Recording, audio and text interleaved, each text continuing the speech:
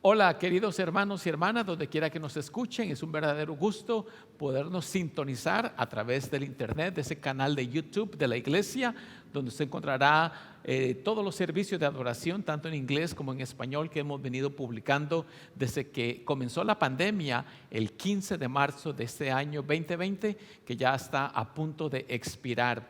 Hoy es el primer domingo después de Navidad, acabamos de celebrar nuestras fiestas navideñas y todavía estamos en ese espíritu de Navidad que celebra el nacimiento de Cristo. Hoy es 27 de diciembre, último domingo del año, se llama primer domingo después de Navidad y vamos a iniciar nuestro tiempo de adoración al Señor con el cántico de apertura que se titula Cantemos con alegría porque es Navidad.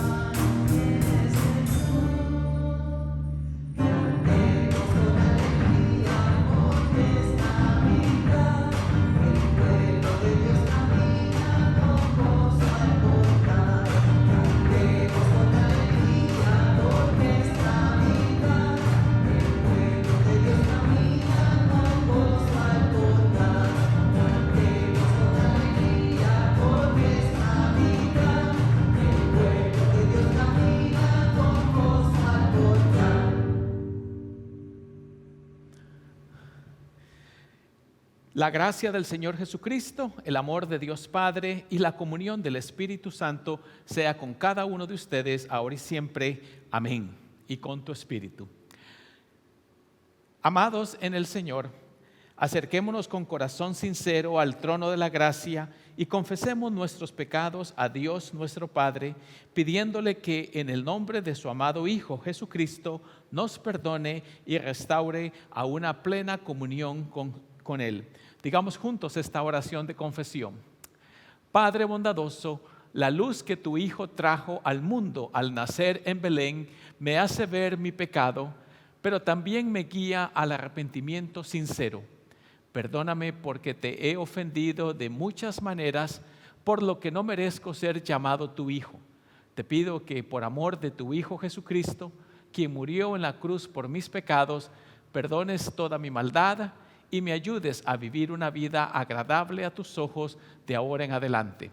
Fortaléceme mediante tu Espíritu Santo y ayúdame a ser un fiel testigo de tu amor y de tu salvación. Te lo pido en el nombre de tu Hijo Jesucristo, quien me amó y se entregó por mí en la cruz. Amén. Dios nuestro Padre Celestial ha tenido misericordia de ustedes y por causa de los sufrimientos e inocente muerte de su Hijo Jesucristo les perdona todos sus pecados. Que Dios les conceda mediante su Espíritu Santo la fortaleza necesaria para vivir una vida santa y agradable a sus ojos.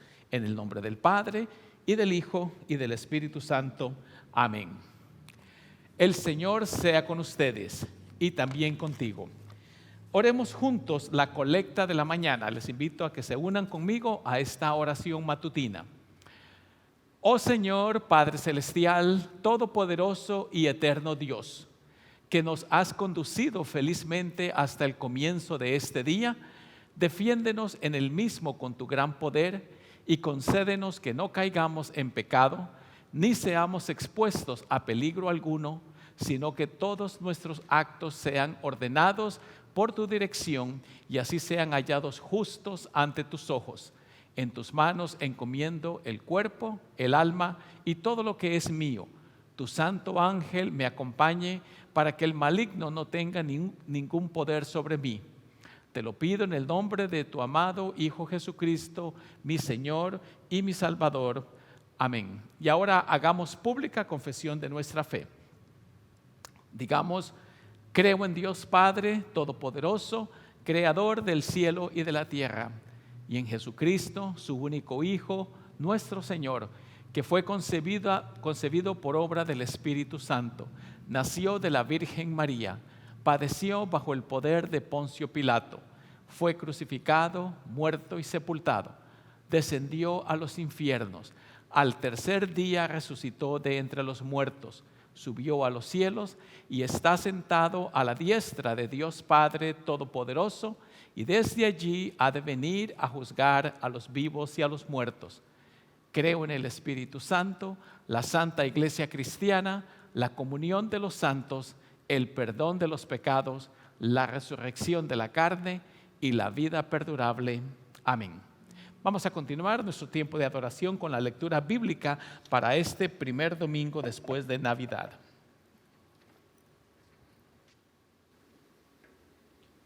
La lectura bíblica la encontramos en el Evangelio de San Lucas, capítulo 2, versículos 22 al 40.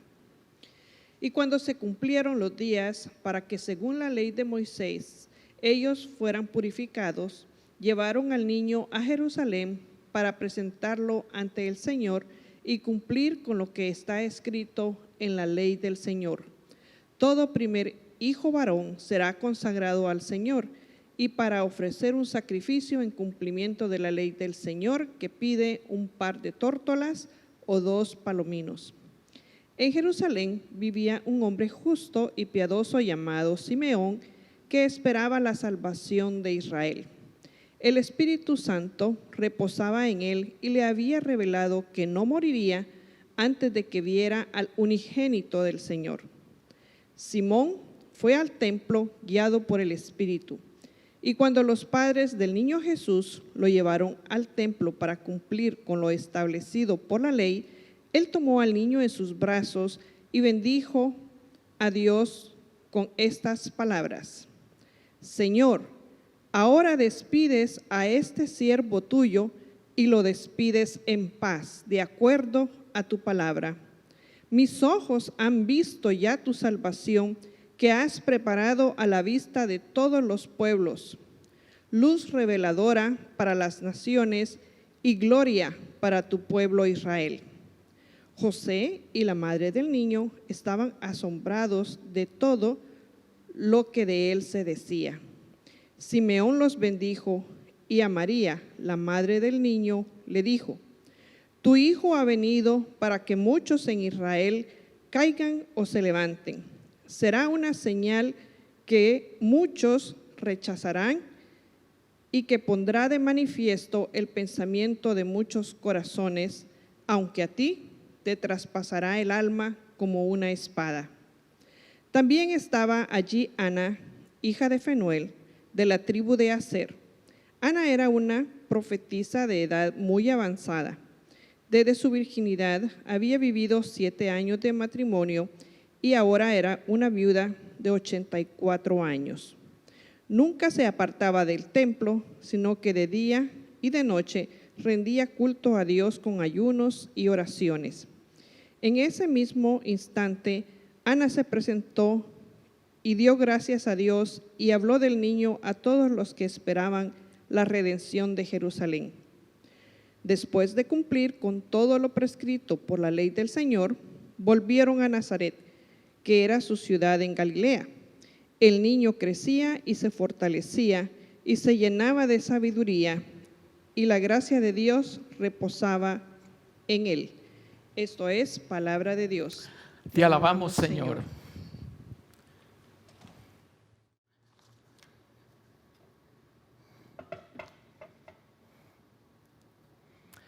Que la gracia, la paz y la misericordia del Señor Jesucristo sea con cada uno de ustedes, ahora y siempre. Amén. Acabamos de terminar las festividades de Navidad. Espero que hayan pasado una bendecida Nochebuena y Navidad, que es el 25, y que en unión de toda su familia hayan podido celebrar el centro de la Navidad, que es el nacimiento de nuestro Señor Jesucristo como Salvador del mundo. Y todavía estamos en ese espíritu navideño, como puede ver usted. Todavía tenemos los árboles de Navidad y las otras decoraciones que no se alcanzan a ver en la cámara, los cuales estarán en pie hasta el día que en español llamamos el Domingo de Reyes, los 3 Reyes Magos, como también se le conoce, pero en el calendario cristiano se le llama la Epifanía de nuestro Señor.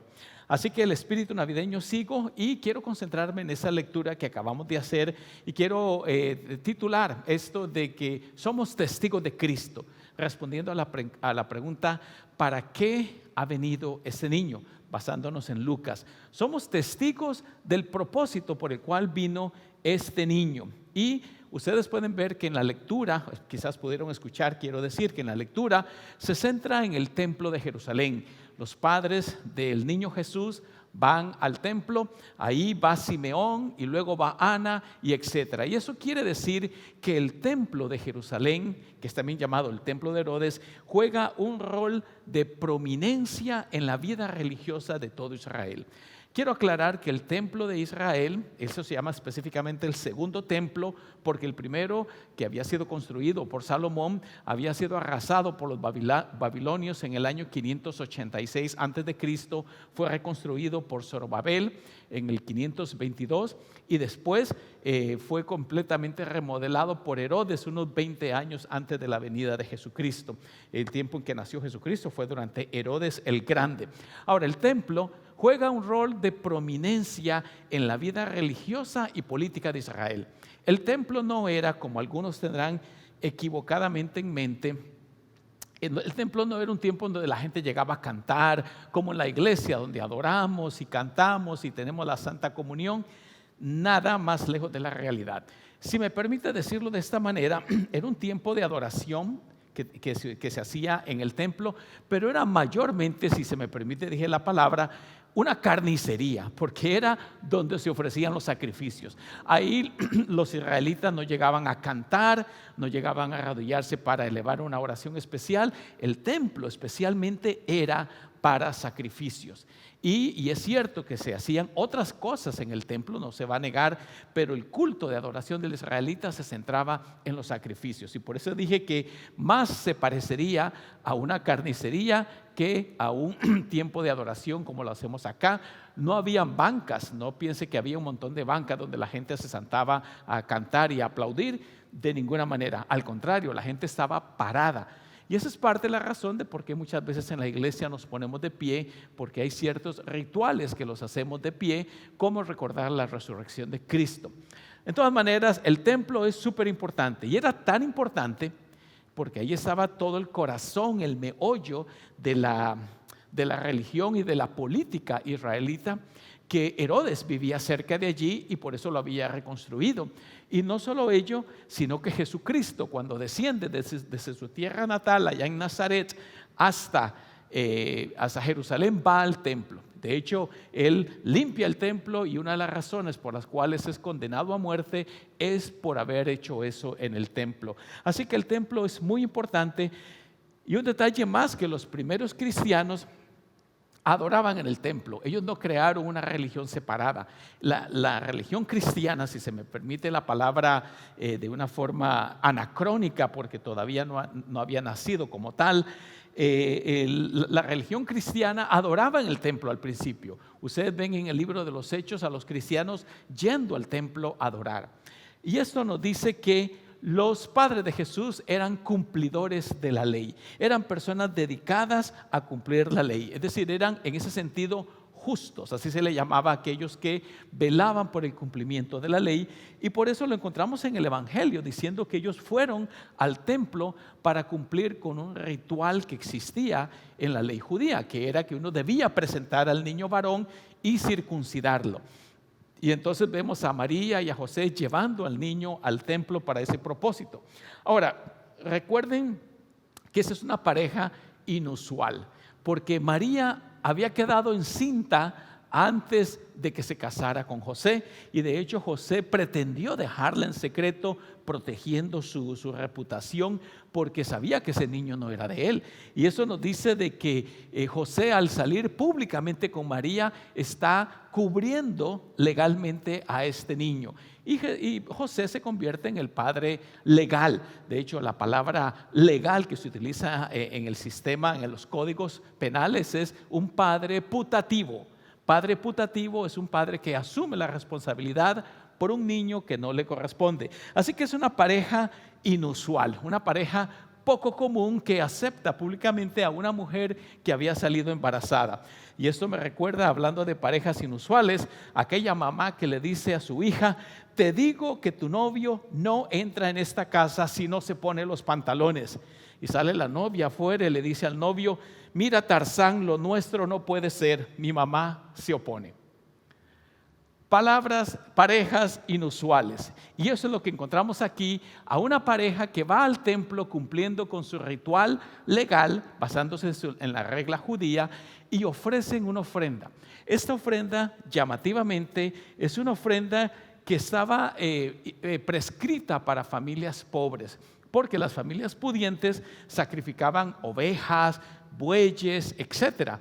Pero los que no tenían capacidad de comprar esos animales, que eran muy caros, ofrecían palominos. Y de hecho eso es lo que leemos acá, que dice que ofrecieron, según lo prescrito en la ley, 2 tórtolas o 2 palominos. Así que era una pareja pobre. Nos dice algo del nivel social de José y de María, pero su nivel social no va a impedir la obediencia a sus leyes judías en ese entonces, lo cual nos enseña de que es una pareja devota. Todavía no entienden la fe cristiana que traería su Hijo Jesucristo, pero dentro de su marco religioso tratan de cumplir con la ley. Obviamente, poco a poco Dios les irá revelando cuál era el propósito de este niño al venir. ¿Qué sucede? Estando en el templo sucede otra cosa. Ya dijimos que era el corazón religioso y político de Israel. Aparece un individuo llamado Simeón. Y el versículo 25 dice que Simeón era un hombre justo y piadoso. Un hombre justo y piadoso, modelo de fe. Es decir, aunque ellos todavía no habían visto al Mesías propiamente dicho, sino hasta este momento específico, ellos confiaban en la promesa de Dios. Ellos habían depositado su fe en la palabra de Dios, que había prometido la venida de un Salvador, un Mesías. Y Simeón es en ese sentido, se perfila en la misma línea de fe judía que José y María lo son, yendo al templo y creyendo la palabra del Señor, la promesa de que enviaría a un Salvador. Y eso es parte de lo que predicamos hoy. Hay cosas de la fe cristiana que no entendemos. He dedicado más de 30 años de mi vida a estudiar el texto bíblico en sus lenguas originales. He dedicado mucho tiempo a profundizar en la arqueología, en la historia, en la filosofía. Y puedo decirles que no tenemos las respuestas para todas las preguntas. Y ahí es donde viene el paso de la fe. Hay momentos que simplemente creemos la promesa que Dios nos da. Y este anciano es un ejemplo y modelo de fe. Un hombre que había vivido tantos años devoto a las promesas del Señor. Y eso yo creo que eso es parte de la vida cristiana nuestra, creer. Es cuestión de fe. El anciano Simeón quizás no entendía de qué manera Dios iba a salvar, no sabía cuántas parejas había visto con un niño dedicándolo en el templo, cómo iba a identificar que este era el Hijo de Dios. Bueno, dice aquí que el Espíritu Santo le había revelado de que no moriría antes de que viera al ungido del Señor. Versículo 26. Él pone fe, ejerce la fe en esta promesa. ¿De qué manera le habló el Espíritu Santo? No sabemos. El Espíritu habla a través de otras personas, habla a través de impresiones que pone en la mente y en el corazón, habla a través de individuos, habla a través de visiones y qué sé yo. No sabemos de qué forma, pero lo cierto del caso es que el Espíritu le había revelado que no moriría, a pesar de que fuera tan anciano, antes de ver al ungido, al escogido de Dios. Ahora, note que ese hombre es muy anciano y en la tradición judía, hebrea, israelita, llegar anciano es una bendición de Dios. Tome en cuenta de que en aquel entonces, en la época de Jesús, el promedio de vida era de 40 años. Superar los 40 años era una odisea, por muchísimas razones de salud, cultura y qué sé yo, pero era difícil traspasar la frontera de los 40. Y Dios había bendecido a este hombre de esa manera y le había revelado de que no moriría hasta que viera al ungido. Es cuestión de fe y eso es parte de lo que nosotros predicamos y enseñamos. Creer, confiar en la promesa de Dios aunque no lo entendamos. Y lo interesante en la historia bíblica es que cuando él ve al niño, de alguna forma lo reconoce y pronuncia unas palabras que nosotros cantamos en la iglesia. Es el cántico llamado en latín Nunc Dimittis. Nunc Dimittis son las palabras en latín que comienza el cántico en el versículo 29, donde dice: ahora, Señor, despides a tu siervo en paz. Despides ahora, Señor. Y esa es la forma en que Simeón se expresa a la hora de ver el niño con el Nunc Dimittis. Para los que han estado en la iglesia saben que ese es un cántico que entonamos después de la Santa Comunión, después de que hemos recibido el cuerpo y la sangre del Señor para perdón de los pecados y fortalecimiento de la fe. Decimos: ahora, Señor, despides a tu siervo en paz conforme a tu palabra, porque mis ojos han visto tu salvación, etc. Es decir, el Nunc Dimittis es una expresión de que Cristo ha venido a nosotros. Y este hombre dice que abre la boca, pronuncia esas palabras y vuelve a abrir su boca. Y en el versículo 34 dice: Simeón los bendijo a María, la madre del niño, y le dijo, los bendijo.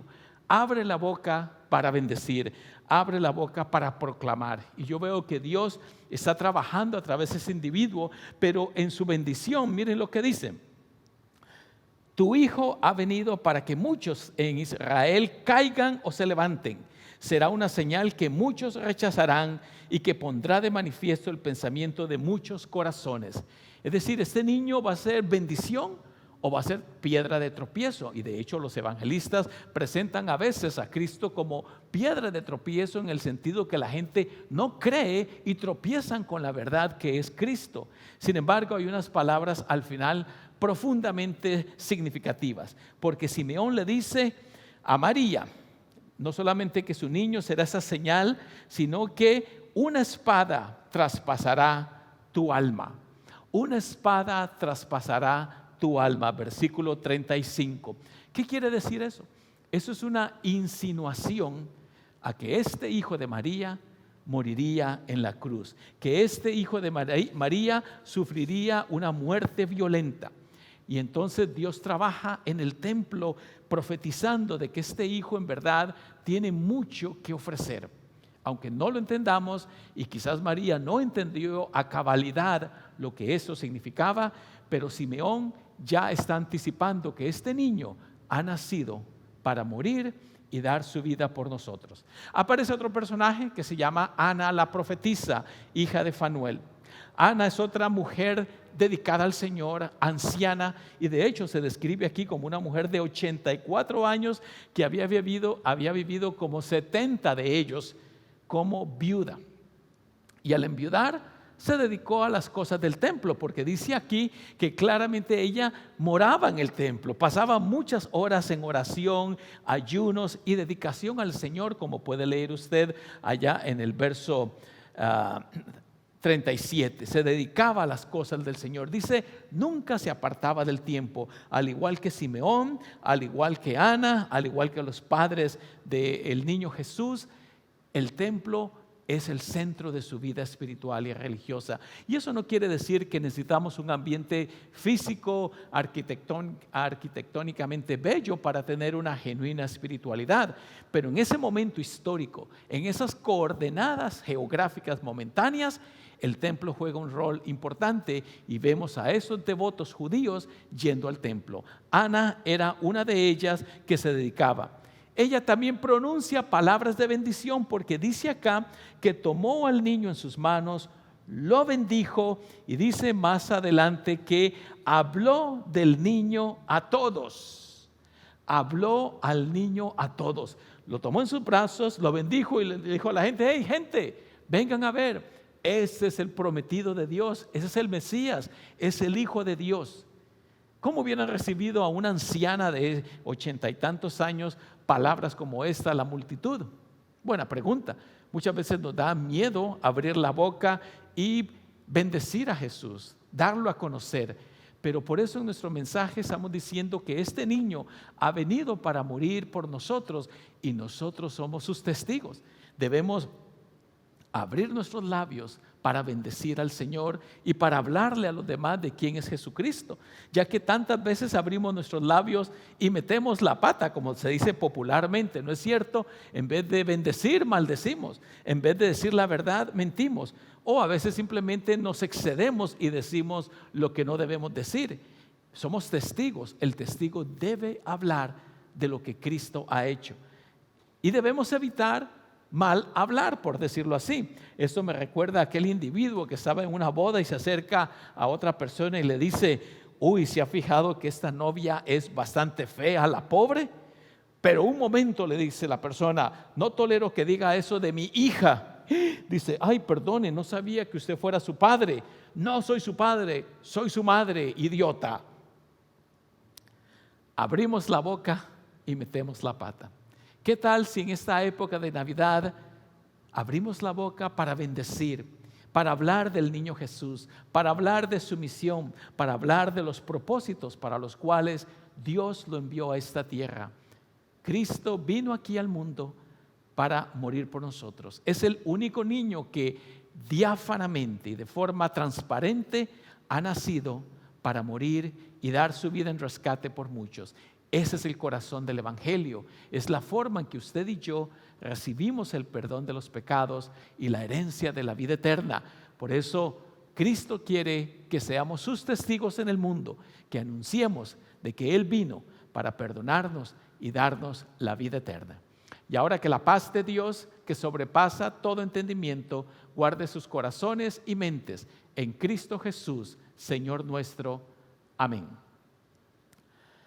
Vamos a continuar nuestro tiempo de adoración con el cántico que se titula Ve, dilo en la montaña.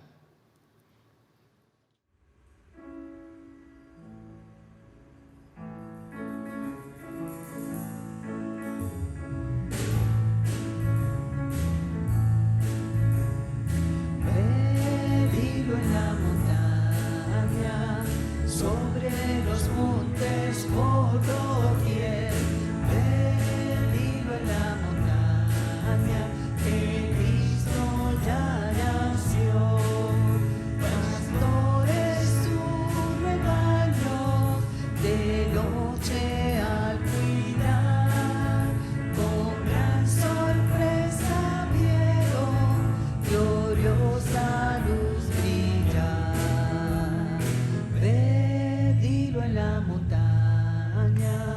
Sobre los montes por doquier.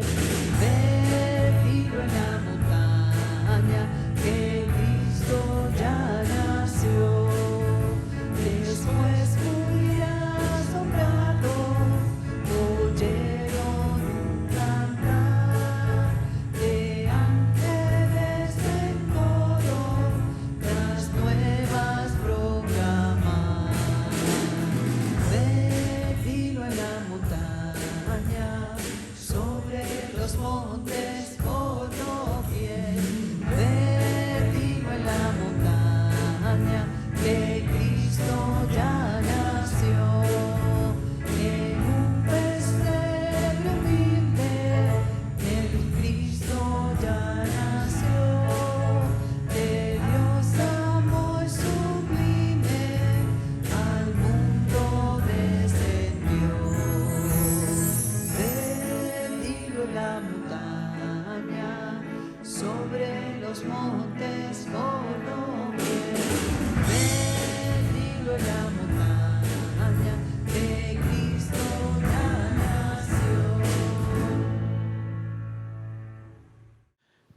Vamos a hacer un repaso ahora de los 10 mandamientos como parte de nuestro orden litúrgico. Y estoy seguro que lo han escuchado los mandamientos, pero quizás no los recuerdan, menos en su orden. Vamos a decirlos todos juntos. Ustedes que nos ven en casa, por favor, ayúdenme. No tendrás dioses ajenos delante de mí. No tomarás el nombre del Señor tu Dios en vano. Acuérdate del día de reposo para santificarlo. Honra a tu padre y a tu madre. No matarás. No cometerás adulterio. No hurtarás. No dirás falso testimonio contra tu prójimo. No codiciarás la casa de tu prójimo.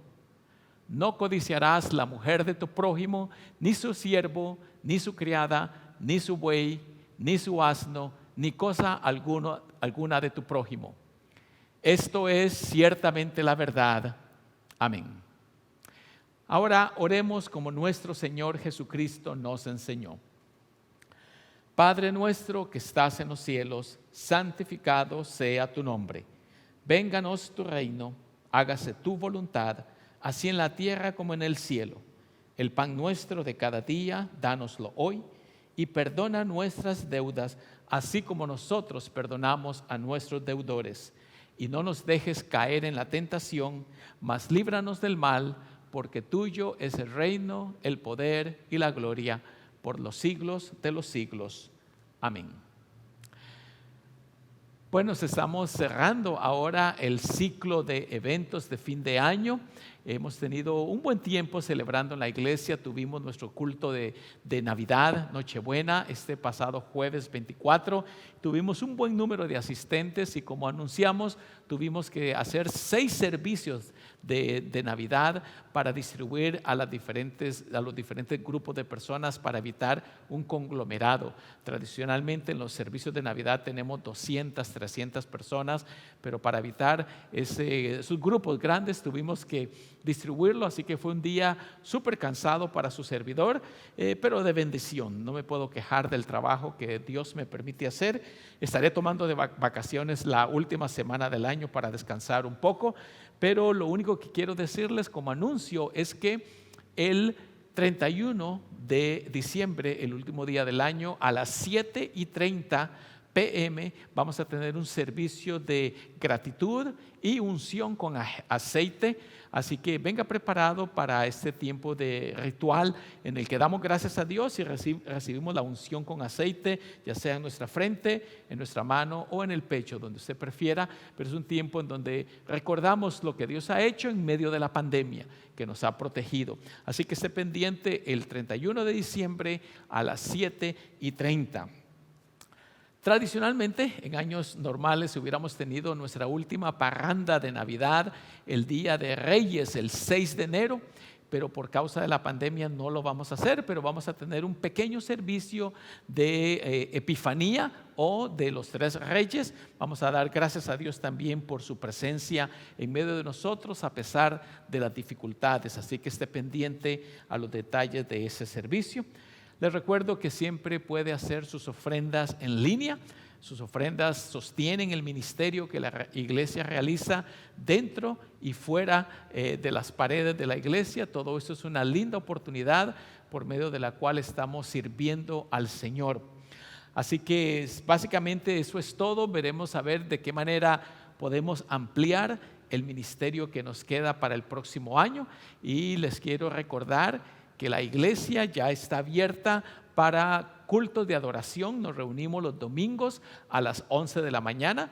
Si usted se siente cómodo venir a ese ambiente de adoración, estamos requiriendo el uso de la mascarilla o el tapabocas, e igualmente guardamos el distanciamiento social. Las bancas están claramente identificadas para que no estemos apiñados unos con los otros, e igualmente el número de visitantes es limitado a 50 para evitar contagio. El país, nuestro país aquí, Estados Unidos, donde vivimos ahora, la mayoría de los que me ven, está experimentando el país un repunte significativo del coronavirus, y eso nos hace pensar que debemos tener mucho cuidado. Gracias a Dios por la vacuna que ya se aproxima y en todo caso creemos que Dios está cuidándonos a cada uno de nosotros. Les doy un saludo si no los veo para el nuevo año. Que Dios les bendiga, feliz año nuevo, feliz año 2021 y confiamos en el Señor y oramos al Señor de que nos cuide y nos proteja y nos llene de bendición y nos dé la fortaleza para seguir adelante.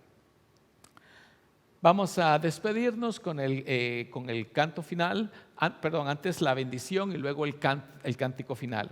Que el Señor te bendiga y te guarde. El Señor haga resplandecer su rostro sobre ti y tenga misericordia de ti. El Señor vuelva los ojos de su favor hacia ti y te conceda la paz. Amén. El cántico final es un cántico todavía navideño porque es la última época en que estamos cantando estos cánticos navideños. Se titula Mi alma glorifica al Señor mi Dios.